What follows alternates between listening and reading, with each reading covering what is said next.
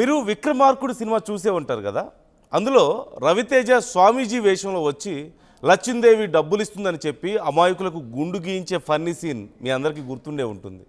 సినిమాలో చూసి నవ్వుకున్న ఆ సీన్ రియల్ లైఫ్లో జరిగితే ఎలా ఉంటుంది? ఎస్, ఇప్పుడు సేమ్ అలాంటి ఘటనే నిజంగా జరిగింది. గుండు గీయించుకుంటే డబ్బులు వస్తాయనో కేటుగాడు చెప్పిన మాటలు విని మహిళలు గుండు గీయించుకున్నారు. ఆ తర్వాత ఏమైందో తెలిస్తే మీరు షాక్ అవుతారు.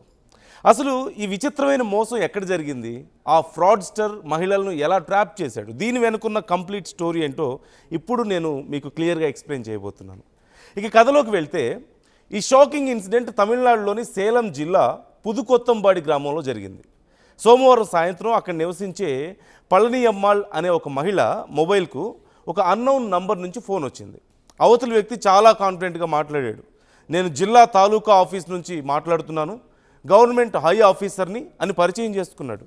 ప్రజల భయాన్ని ఆసరాగా చేసుకునే పెద్ద మాస్టర్ ప్లాన్ ఒకటి వేశాడు.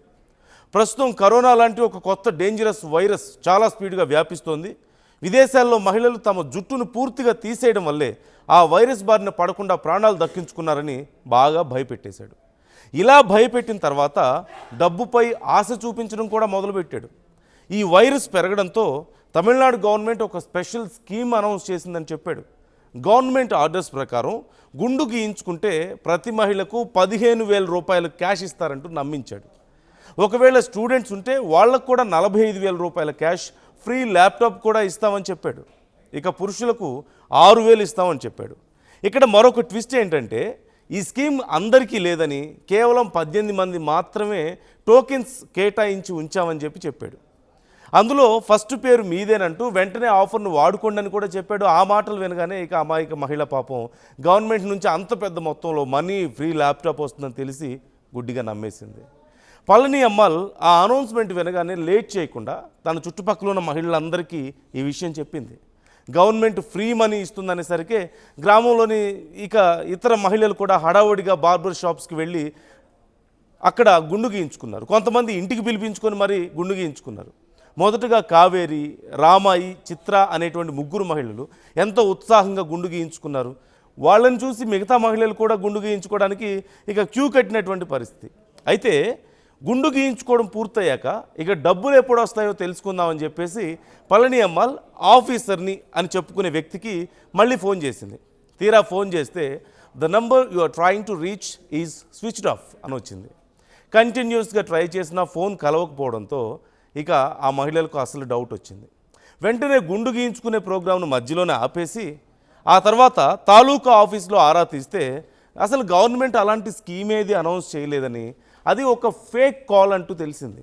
అంతే, తాము ఒక ఆకతాయి చేతిలో ఘోరంగా మోసపోయామని తెలుసుకొని ఆ మహిళలు లబోదిబోం అంటున్నారు. ఇప్పుడు ఉచితంగా డబ్బులు వస్తాయన్న ఆశ ఎంత పని చేసిందా అని తీవ్ర ఆవేదన వ్యక్తం చేస్తున్నారు. సో చూశారు కదా, సైబర్ నేరగాళ్ళు, సైకో కేటుగాళ్ళు ప్రజల అమాయకత్వాన్ని, ఆశను ఎలా క్యాష్ చేసుకుంటున్నారు. ఈ ఘటన తర్వాత స్థానిక అధికారులు, పోలీసులు ప్రజలకి ఒక ఇంపార్టెంట్ వార్నింగ్ కూడా ఇచ్చారు. గవర్నమెంట్ స్కీమ్స్ లేదా బ్యాంక్స్ పేరుతో ఎలాంటి ఫోన్ కాల్స్ వచ్చినా గుడ్డిగా నమ్మొద్దంటూ సూచించారు. ఫ్రీగా మనీ ఇస్తాం, ల్యాప్టాప్లు ఇస్తామని చెప్తే ప్రైవేట్ లేదా అనామక వ్యక్తుల మాటలు అస్సలు పట్టించుకోవద్దని చెప్తున్నారు.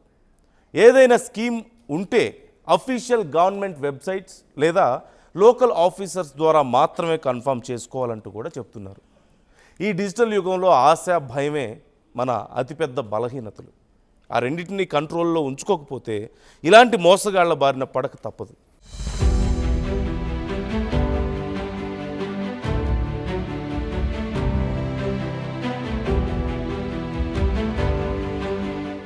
లచ్చిందేవి డబ్బులు ఇస్తుందని చెప్పి అమాయకులకు గుండు గీయించే ఫన్నీ సీన్ మీ అందరికీ గుర్తుండే ఉంటుంది. సినిమాలో చూసి నవ్వుకున్న ఆ సీన్ రియల్ లైఫ్లో జరిగితే ఎలా ఉంటుంది? ఎస్, ఇప్పుడు సేమ్ అలాంటి ఘటనే నిజంగా జరిగింది. గుండు గీయించుకుంటే డబ్బులు వస్తాయనో కేటుగాడు చెప్పిన మాటలు విని మహిళలు గుండు గీయించుకున్నారు. ఆ తర్వాత ఏమైందో తెలిస్తే మీరు షాక్ అవుతారు.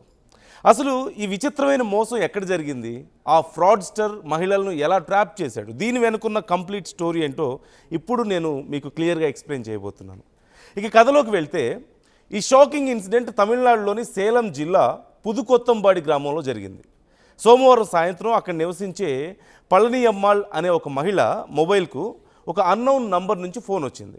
అవతలి వ్యక్తి చాలా కాన్ఫిడెంట్గా మాట్లాడాడు. నేను జిల్లా తాలూకా ఆఫీస్ నుంచి మాట్లాడుతున్నాను, గవర్నమెంట్ హై ఆఫీసర్ని అని పరిచయం చేసుకున్నాడు.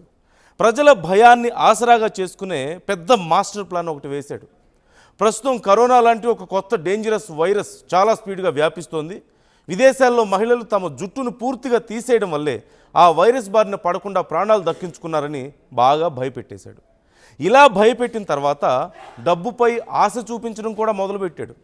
ఈ వైరస్ పెరగడంతో తమిళనాడు గవర్నమెంట్ ఒక స్పెషల్ స్కీమ్ అనౌన్స్ చేసిందని చెప్పాడు.